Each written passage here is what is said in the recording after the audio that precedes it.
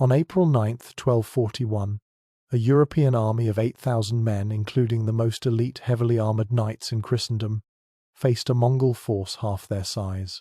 By sunset, the European army no longer existed. An entire generation of nobility was annihilated, and the age of the armoured knight was brutally ended. This is the story of how 8,000 of Europe's finest warriors were systematically dismantled and butchered. It was a battle that should have been a victory for them. Instead, it became an execution. At stake was not just the Kingdom of Poland, but the very survival of Western Christendom.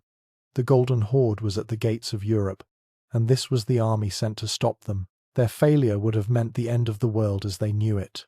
By the end of this journey, you'll understand not just how this impossible defeat happened, but how the Mongols used a terrifying combination of ancient tactics, psychological terror, and a battlefield innovation that seemed like black magic to their enemies. You'll discover the simple, deadly trap that Europe's greatest knights fell for, not once, but twice, in the same day. You'll learn about the strange, choking black smoke the Mongols unleashed to blind their foes, an unnatural darkness that caused knights to kill their own countrymen in confusion. We will follow Duke Henry the Pious, a man whose faith was as strong as his armour, leading his men into what he believes is a holy crusade. He is about to discover he is facing an enemy that follows no rules of God or man. And finally, you'll understand the incredible twist of fate, an event happening thousands of miles away, that saved Europe from total Mongol conquest after this catastrophic defeat. Why did the most successful army in the world suddenly vanish after its most decisive victory? The answer is the most shocking part of the entire story. To grasp how this catastrophe was even possible, we must rewind. This was not a random invasion, it was a calculated move in a global game of conquest. The Mongol storm had already consumed the Kievan Rus, leaving a trail of shattered cities and ash. By 1241, they stood at the threshold of a fractured Europe, a continent of squabbling kings and dukes whose arrival felt like the apocalypse made real. But the massive Mongol campaign in Poland was not the main event. It was only a distraction. The true target, the grand prize for the supreme commander, Subutai, was the lush plains of Hungary. The 30,000 warriors ravaging Poland were a shield, a pinning force with a single brutal objective: to draw out and destroy any army that might try to ride south to aid the Hungarians. They were not just invaders, they were surgeons, sent to sever a limb from the European body politic, and their intelligence network had told them exactly which man would accept their challenge. That man was Duke Henry II of Silesia, known to history as the Pious. He was the most powerful noble in Poland, a realm already weakened by internal division. For Henry, this was more than a defense of his lands. It was a test of faith, a sacred duty to protect Christendom from the pagan tide. He sent out a call to arms, gathering knights from his own duchy, from the Teutonic Order, and contingents of Templars. In his mind, he was assembling the hammer of Christendom. He had no idea the Mongols were not an anvil, waiting to be struck. They were a net, and it was about to be pulled shut. Leading the Mongol force in Poland was a triumvirate of princes and generals, Baidar, Kadan, and Orda Khan. These were not wild chieftains leading a horde. They were the graduates of the most brutal and effective military academy on earth, the Mongol campaigns themselves. They had spent decades dissecting empires from China to Persia, and they viewed warfare not as a contest of courage, but as a problem of physics and psychology. Their approach was cold, methodical, and inhumanly patient. What made them so terrifying was not their savagery, but their professionalism. They were veterans of 100 battles, commanding an army that moved with the unity of a single organism. Every soldier was a professional, every commander a strategist, and their intelligence on the European kingdoms was frighteningly accurate. They understood the feuds between kings, the pride of the knightly orders, and most importantly, the European obsession with a single decisive tactic, the head-on charge of armoured heavy cavalry. They knew Duke Henry would bring his knights, and they had already prepared the ground to turn that strength into a fatal weakness. This was not a battle they were planning, it was a dissection. On the other side, Henry the Pious was doing exactly what the Mongols predicted. His army was a reflection of the European way of war, a corps of elite, noble-born knights encased in 60 pounds of steel, supported by less armoured cavalry and infantry levies from the towns. He brought together proud Poles, grim German crusaders, and the legendary Knights Templar, a force that on paper looked invincible. But it was a coalition held together by a shared faith and a fragile system of feudal loyalties. Their command structure was a debate among proud nobles, not a singular will. Henry saw the coming battle as his destiny. He was a devout Christian prince, the shield of his people.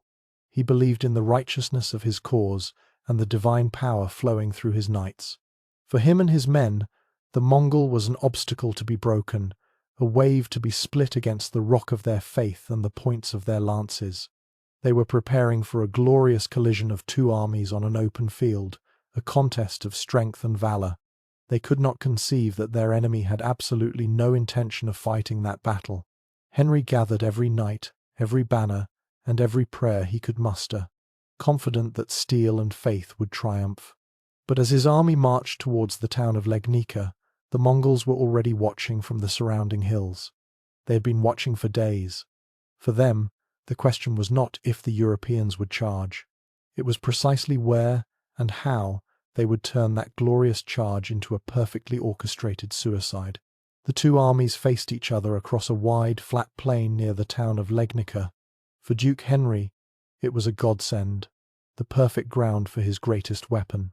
His army was a moving wall of iron, 8,000 strong, centered on a corps of heavily armored knights from Poland, Germany, and the elite military orders. Now, put yourself in the boots of a Polish knight. You're wearing 60 pounds of steel. You can barely turn your head. Your entire existence has been engineered for one perfect moment, the charge. The thunder of thousands of hooves, the couched lance, the unstoppable impact. This was the hammer of Christendom, and it was about to fall. But a hammer is useless if your enemy refuses to be an anvil. What the Europeans saw as a perfect battlefield, the Mongols saw as a perfectly prepared tomb. Their army was a living storm cloud of 10,000 riders, and it looked nothing like Henry's. They wore lighter armor of leather and silk, sacrificing protection for speed. Each warrior brought not one horse but 3 or 4, allowing them to swap mounts mid-battle and fight for hours without tiring. And their primary weapon made a mockery of European steel. The Mongol composite-bow wasn't just a weapon, it was a statement. A statement that your expensive armor was irrelevant. Fired from over 350 meters away, its arrows could punch through mail as if it were cloth. The Mongols were not a wall, they were water, ready to flow around the European rock and erode it to nothing. From a low hill, the Mongol general Baidar watched the European host assemble, their banners snapping in the wind. For him, this was not a contest of honor. It was a clinical military objective. Neutralize this army to protect the main Mongol invasion of Hungary. He saw Henry not as a holy crusader, but as a piece on a chessboard, a piece he needed to remove with cold efficiency. Duke Henry, in his command tent, saw the same field and saw a stage for his glory. He was defending his faith and his people.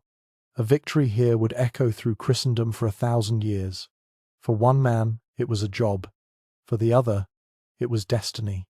And only one of them had understood the true nature of their opponent. The day before the main battle, the psychological games began. Small squadrons of Mongol scouts would appear on the horizon, like ghosts made of dust and wind. They would ride just within bowshot, loose a volley of arrows that fell with unnerving accuracy on the European lines, and then simply vanish before any knight could lumber into a charge. They were taunting them, bleeding their morale, making the proud, heavily armored knights feel slow and clumsy. They were insects stinging a bear, goading it into a blind, furious rage. The knights grew restless, their honor demanding a decisive clash. Henry, pressured by his nobles and his own faith, agreed. The stage was set. The trap was baited. All the Mongols had to do was wait for the Europeans to spring it themselves. The battle begins not with a roar, but with a crack in the European discipline. Duke Mieszko of Opole, commanding the vanguard, can no longer stand the stinging harassment of the Mongol horse archers. Honor demands satisfaction. He gives an order, and the first wave of 2,000 knights thunders forward. To the Europeans, it is the glorious start of the battle. The ground shakes. Banners of griffins and eagles snap in the wind. They see the Mongol skirmishers before them falter, break, and then turn in a full-blown rout. A wave of triumphant arrogance surges through the charging knights. They smell blood. Their disciplined lines dissolve into a frantic race for glory, each man desperate to be the first to strike a blow against the fleeing heathens. But this wasn't a retreat. It was an invitation. The Mongol line doesn't just flee, it evaporates. It pulls the charging knights further and further from the safety of Henry's main army. The chase stretches out over a mile, then more. The heavy European war horses, bred for the explosive shock of a single charge, begin to tire, their powerful gallop slowing to a desperate canter. The knights are strung out, isolated, their cohesion utterly gone. To understand what happens next, we must leave the commander's view and drop into the saddle of a single Silesian knight. Your horse is heaving, its sides slick with sweat. The thrill of the chase has turned into a grim, lung-burning pursuit. You look to your left and right. The men who were once a solid wall of steel beside you are now scattered dots across the plain. You glance back. Duke Henry's army is a distant shimmer on the horizon. You are dangerously exposed. Up ahead, the Mongols you've been chasing suddenly split, wheeling their horses with impossible speed to the left and right, clearing the field before you. You see why a moment later. A fresh line of Mongol heavy cavalry is waiting, motionless. And you are charging directly into them. Before you can even process this, a new sound fills the air. It's not the clash of steel, but a dry whispering hiss, like a sudden storm wind tearing through grass. What followed was not a battle, but an industrial-scale slaughter. From concealed positions on both flanks, Mongol horse archers rise as if from the earth itself. They unleash a storm of arrows, a disciplined, continuous volley that darkens the sky. For a moment, all you can hear is the times thump, thump, thump times of arrows hitting shields and bodies. Knights who had been invincible in a head-on clash are now helpless targets, shot from the sides and back. Their exhausted horses, unarmored, go down screaming, pinning their riders under 60 pounds of useless steel. The charge grinds to a chaotic, bloody halt, and it is into this confusion that the Mongol heavy lancers, waiting patiently at the center of the trap, finally advance. They hit the disorganized, exhausted, and demoralized knights with the force of a tidal wave. The engagement is short, brutal, and utterly one-sided. The trap is sprung, and the jaws slam shut. A quarter of Henry's army is wiped from existence in less than an hour. The few survivors who manage to cut their way free and stagger back to the main European line are not heroes returning from a fight. They are ghosts, their faces pale with shock, their armor bristling with arrows, their stories a garbled mess of panic and disbelief. Then, a Mongol rider approaches the European line under a flag of truce. He brings no message of surrender. Instead, he carries a spike, and on it is the head of Duke Mieszko. He plants it in the earth just out of bowshot, a grisly testament to the fate of the vanguard. A wave of horror and rage ripples through Henry's army. His commanders counsel caution, his veterans urge him to hold the line, to force the Mongols to attack their defensive position. But Henry sees the head of his kinsman. He sees the shattered remnants of his best troops. The Mongol goading has worked perfectly. The bear has been stung into a blind fury. He will not wait. He will not defend. He will avenge. And with that single, fatal decision, the fate of thousands is sealed. What happened next defied all logic. Seeing the devastating trap that had just annihilated a quarter of his army, Duke Henry raises his sword. He gives the order to do the exact same thing, but this time with everyone. He is about to lead the flower of European chivalry into the jaws of the beast, but the Mongols had another surprise waiting for them in the tall grass. It was something that would turn the chaos of battle into a literal, living nightmare. The grand charge begins. It is the single most powerful expression of European military might, a force of nature made of iron and faith. 6,000 men, the core of Henry's army, lower their lances as one. The earth trembles. A deafening roar tears from thousands of throats as the solid wall of knights and infantry surges forward, a human avalanche designed to obliterate anything in its path. Before them, the Mongol screen of horse archers does exactly what they are expected to do. They break. They scatter in feigned panic, a sight that confirms every prejudice the knights hold about their cowardly foe. The charge accelerates, discipline melting away in a race for personal glory. The European line, once a cohesive hammer, stretches and thins over the plain, becoming a ragged spear point over a mile long, chasing ghosts. The infantry falls hopelessly behind, and the knights punch deep into empty space, pulled further and further from any hope of support. They believe they are winning. They are, in fact, marching into their own autopsy. This is where the battle transforms from a conventional fight into a psychological nightmare. Just as the lead knights feel victory within their grasp, the ground before them erupts, not with soldiers, but with a thick, acrid black smoke.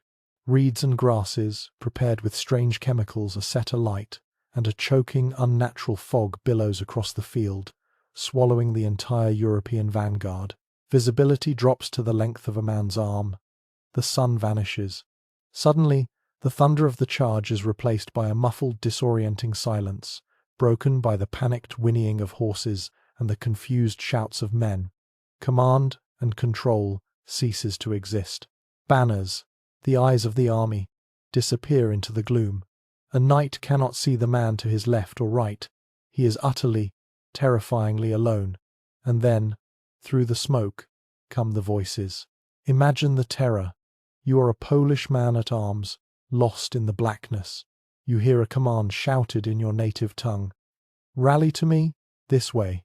You turn towards the voice, seeking your comrades, seeking safety. But the voice is a lie. It belongs to a Mongol warrior, taught a few key phrases for this exact moment. You move toward the sound, and you are cut down by an enemy you never see. The black smoke is not just a weapon, it was a psychological bomb. It severs the bonds of unit cohesion and turns the army's own language against it. Out of the darkness comes the whisper of arrows, a constant, terrifying hiss from an invisible enemy. The knights swing their swords at phantoms, sometimes striking their own countrymen in the confusion.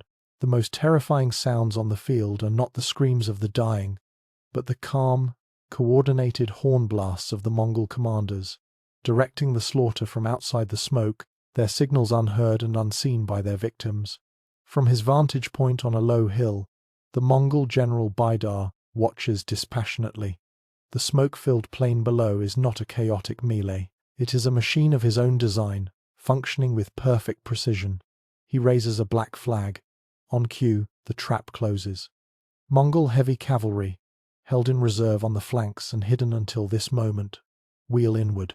They do not charge into the smoke. They slam into the exposed trailing edges of the European column, the infantry and lesser cavalry who have been left far behind by the knights' reckless advance. The rear of the European army is rolled up and annihilated before they even understand they are under attack. At the same time, the horse archers who had feigned the retreat have now circled around. The European army is no longer a spear. It is a writhing serpent, surrounded on all sides, blinded, and being systematically cut to pieces. With their primary tactic neutralized, the knights are no longer hunters. They are prey. A few pockets of discipline hold out. The elite Templars and Teutonic knights, more experienced than the rest, manage to rally. Surrounded, dismounted, they form a defensive circle, a bastion of steel in the chaos, their great helms like iron islands in a sea of black fog. They are the best of their generation, an unbreakable fortress of courage and plate armor. They brace for a final, glorious charge. But the Mongols do not grant them that honor.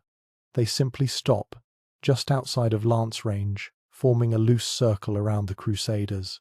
They have no intention of charging. For every one Mongol who has fallen, 10 Europeans are being butchered. The odds are not in their favor. The odds are an equation that has already been solved. Then, on a silent command, the Mongol archers raise their bows. A calm, patient, methodical execution by arrow fire begins. The sound that breaks the European army is not the clash of steel, but the relentless times, thump, thump, thump times of arrows finding their mark, a sound that promises a slow, certain, and honorless death. Duke Henry, surrounded by his personal bodyguard, sees the battle is lost. His army has dissolved into a nightmare of isolated, desperate struggles. He sees his banners fall one by one. Panic sets in. He makes the final, human decision. He tries to flee. With a small contingent of his most loyal knights, he breaks away, searching for an escape route, any path away from the slaughter. But the Mongol army is not a blunt instrument. It is a net, and every escape route has already been closed. Fresh Mongol riders, held for this very purpose, run him down. His guards are overwhelmed. Henry, the Pious, the shield of Christendom, is pulled from his horse, his armor a useless shell. In that moment, as he is surrounded by his captors, he sees his grand standard, the White Eagle of Silesia, topple and fall into the blood-soaked mud. The heart of the army is ripped out. With the Duke's banner down, the last pockets of resistance dissolve. What followed was not a battle, but a harvest. It was the moment everything changed, not just for Poland, but for the future of European warfare itself. The fighting ceases to be a contest and becomes a process. In the eerie, smoke-choked twilight, Mongol units move with a terrifying calm, not chasing a routed enemy, but culling a herd. For the dismounted European knight, the world shrinks to a prison of his own making. His 60 pounds of plate armor, once his greatest asset, now anchor him to the earth, a walking tomb. He can barely rise to his feet, let alone flee. Mongol foot soldiers, quick and unburdened, move through the chaos with maces and axes, their work brutally efficient. The dull, percussive crunch of steel crushing steel echoes across the plain, a sound far more intimate and horrible than the distant roar of a charge. This is no longer war. It is extermination. The greatest warriors of Christendom face a death devoid of honor. The surviving Templars and Teutonic Knights, their brotherhood a final shield, are not granted a glorious final charge. They are simply surrounded, a small island of defiance in a closing sea. They stand back to back, their swords ready, their prayers on their lips, waiting for the impact that never comes. Instead, the Mongols just wait, patiently, just outside the reach of their blades. Then, the archers begin their work. It is a slow, methodical, and soul-crushing execution by 1,000 cuts, a victory so total it erases an army from existence. As the last night falls, a new kind of work begins. The Mongol commanders demand account. Soldiers move across the blood-soaked field, their knives glinting in the fading light. This is not random savagery, it is bookkeeping. Each fallen enemy is recorded, not in a ledger, but with a piece of the man himself. The final, grim silence of the battlefield is broken only by the wind whistling through the reeds and the soft, methodical sounds of this terrible accounting. The age of the armored knight has ended in a single afternoon. When the smoke finally cleared, it revealed a scene from a nightmare. The ground was invisible, hidden beneath a carpet of the dead. For miles, there was nothing but stillness and the ruin of an army. The Mongol tally was completed. Their scribes recorded 9 large sacks, filled to the brim with the right ears of the slain. This was the receipt for their victory, a document written in flesh. The entire noble class of Silesia and much of Poland had been wiped out. Entire family lines, which had endured for centuries, were extinguished between the morning prayer and the evening dark. The legendary military orders, the professional core of Christendom's defense, were left as shattered remnants. News of the disaster did not arrive in a single, clear message. It crept across Europe as a rumor, a terrified whisper carried by the few blood-spattered survivors who staggered out of the slaughter. The tale they told was of an enemy that could not be fought, of a black smoke that choked the sun, of an army that vanished and reappeared at will. It was a story of witchcraft, of a force of nature, of the apocalypse made real. From the cities of the Holy Roman Empire to the papal court in Rome, a wave of cold terror spread. There was no other army. Duke Henry had gathered the last, best hope of the region. He had wagered everything, and he had lost. The road to the heart of Europe was now wide open, undefended. There was nothing standing between the Golden Horde and the fields of Germany, nothing to stop them from watering their horses in the Rhine. The Mongols had proven, with brutal finality, that no European army could match their discipline, their tactics, or their ruthlessness. They had shattered the very idea of European military supremacy. The conquest of the West was no longer a possibility. It seemed an inevitability. They stood at the gates of a defenseless continent, their victory absolute. The Battle of Legnica was over. The Mongols had won a victory so total, so absolute, that it should have heralded the conquest of Europe. But the battle's end was just the beginning of the story's greatest mystery. So why did they not advance? Why did the Golden Horde, with an open road to the Atlantic, simply turn around and ride away? The answer has nothing to do with any army in Europe. It has everything to do with a single death, half a world away. A messenger, riding day and night for months, had finally reached the commanders in Poland and Hungary. The news he carried was simple, and it was world-altering. Thousands of miles to the east, in the imperial capital of Karakorum, the great Khan Ogedei was dead. By the inviolable law of their empire, the Yasa, all princes of the bloodline were required to return to the heartland. Every single one. A new great Khan had to be elected at a grand council, and the conquerors of Legnica were required to cast their vote. The invasion of Europe was not defeated by force of arms. It was simply postponed. Think about that. The entire course of European history was altered by a succession crisis. A continent was spared not by a sword or a shield, but by a funeral. But the Mongols left behind more than just a field of bones and a continent frozen in terror. They left a lesson, written in blood. Legnica was a brutal education. This was not a battle. It was an autopsy of an obsolete military doctrine. For 300 years, the answer to every tactical problem in Christendom had been the same: the glorious, unstoppable charge of the armored knight. That idea was slaughtered and buried in a single afternoon. The myth of European invincibility was shattered forever. And from that catastrophic failure, a new kind of warfare was forced into existence. Military leaders across the continent had to confront a terrifying truth. Chivalric honor was no match for disciplined combined arms tactics. Victory breeds complacency, but total defeat demands innovation. The result was a slow, painful, and necessary evolution. The rise of professional armies, the desperate search for an answer to the horse archer, a newfound respect for the power of massed missile troops like the English longbowmen. The seeds of the modern army were sown in the ashes of that Polish field.